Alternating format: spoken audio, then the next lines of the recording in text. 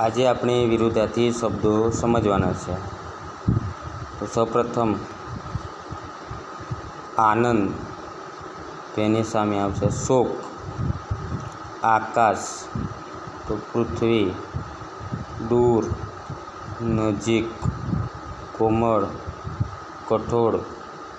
નિર્દોષ, દોષિત. વિનય, અવિનય. એ રીતે આપણે વિરુદ્ધાર્થી શબ્દો સમજવાના છે. દિવસ તો રાત.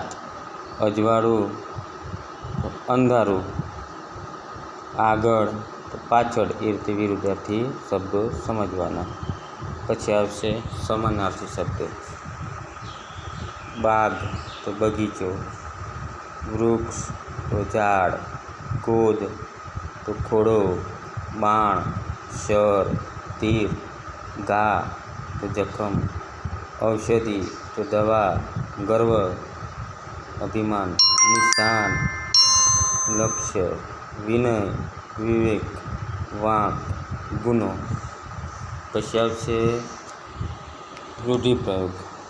રૂઢિપ્રયોગમાં જીવ ચાલ્યો તો હિંમત આવી, અને ગળે ન ઉતરવું તો સ્વીકારવું નહીં, વાત માનવી નહીં. પછી આપણે નહીં કહેતા કે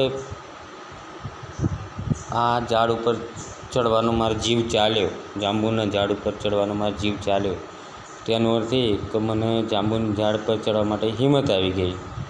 પછી મુકેશે વાત કરી મને, પણ મારા ગળે ઉતરી નહીં, એટલે મારો કહેવાનો મતલબ એમ કે વાત મેં સ્વીકારી નહીં. એ તે પછી આપણે આવશે ટિપ્પણી. ટિપ્પણી તો ટિપ્પણીમાં ઘટાદાર. ઘટાદાર તો પોદળો અને ડાળીઓ, મોર, એ બધાનો સમૂહ એટલે ઘટાદાર. રંગબેરંગી તો વિવિધ રંગોવાળું. અચાનક, એકાએક, એકદમ. ગોદમાં તો ખોળામાં. ઔષધિ, દવા. ઘા, જખમ.